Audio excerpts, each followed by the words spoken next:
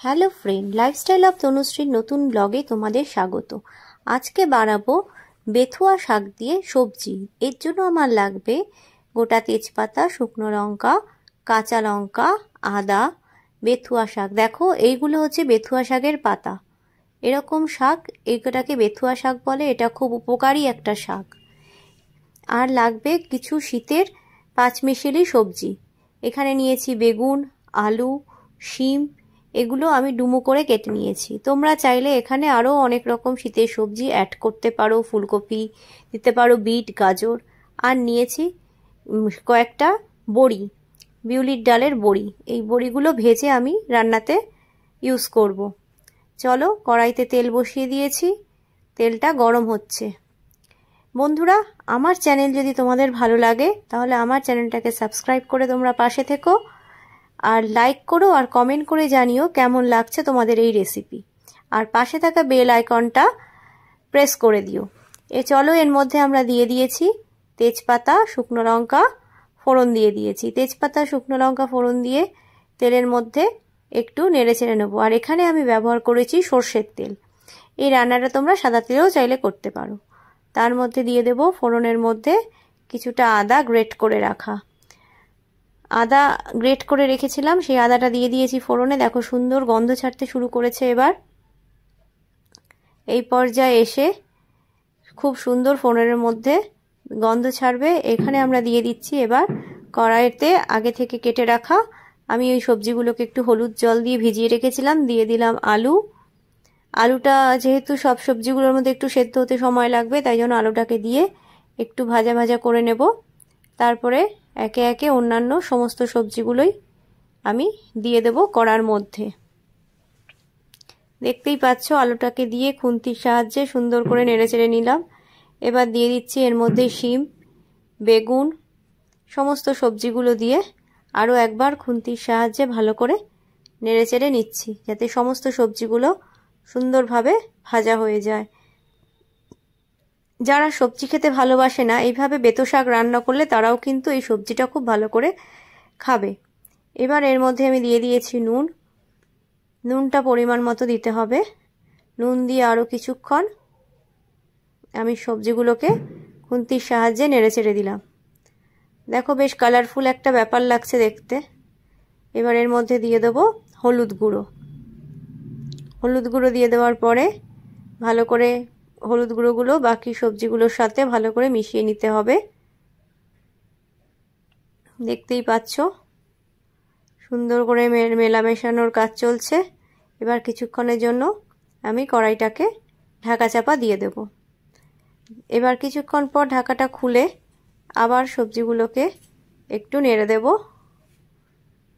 সবজিগুলো দেখো আগের থেকে একটু নরম হয়েছে, সামান্য জলও ছাড়তে শুরু করেছে। এই সময় এসে এই পর্যায়ে ভালো করে সবজিগুলো খুন্তির সাহায্যে নাড়াচাড়া করে আবার একটু সময়ের জন্য ঢাকা দিয়ে দিচ্ছি।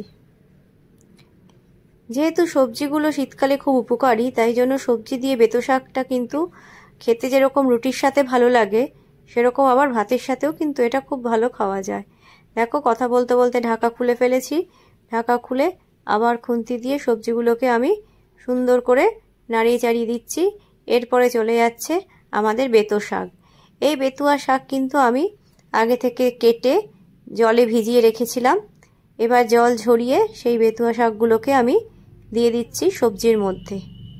বেতুয়া শাক কিন্তু অনেক উপকারী। এই বেতুয়া শাক আমাদের যেরকম হাড়ের শক্তি বাড়ায়, সেরকম এটা আমাদের চোখের জন্য এবং ত্বকের জন্য খুব উপকারী। দেখো, নাড়াচাড়া করে দিচ্ছি বেতুয়া শাকটা অন্যান্য সবজিগুলোর সাথে যাতে ভালোভাবে মিশে যায়। দেখতেই পাচ্ছ, খুব সুন্দর একটা গন্ধও বেরোচ্ছে আর একটা সুন্দর কালারও এসছে। আবার কিছুক্ষণের জন্য আমি এটা ঢাকা চাপা দিয়ে দিলাম। কিছুক্ষণ পর ঢাকাটা খুলে দেখছি সবজিগুলো এবং শাকটা দেখো কতটা নরম হয়ে গেছে।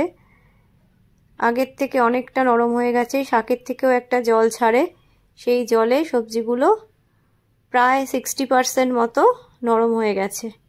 এবার আবার নাড়াচাড়া করে দিচ্ছি। এবার এখানে আমি দিয়ে দেব ভালো করে নাড়াচাড়া করে নিয়ে দেখো সুন্দর করে নাড়াচাড়া করে নিচ্ছি। এবার এখানে আমি দিয়ে দেব পরিমাণ মতো কিছুটা জল, যাতে সবজিগুলো এবং শাকটা আরও সুন্দরভাবে নরম হয়ে সেদ্ধ হয়। জল দিয়ে দিয়েছি আন্দাজ মতো। এটা কিন্তু খুব গ্রেভি টাইপ হবে না, এটা রুটি দিয়ে খেতে একটু মাখো মাখো তরকারিটা হবে। আবার কিছুক্ষণের জন্য ঢাকা চাপা দিয়ে দিলাম। দেখো ঢাকা খুলে দেখতেই পাচ্ছ কতটা সবজিগুলো থেকে জল বেরিয়েছে এবং সেদ্ধ হয়ে এসছে ভালো করে। এটা কিন্তু একটু ধৈর্য ধরে রান্নাটা করতে হবে। ফ্লেমটাকে মিডিয়াম টু লো রেখে অলওয়েজ এই রান্নাটা করবে। সুন্দর করে সবজিগুলোকে নাড়িয়ে দিতে হবে।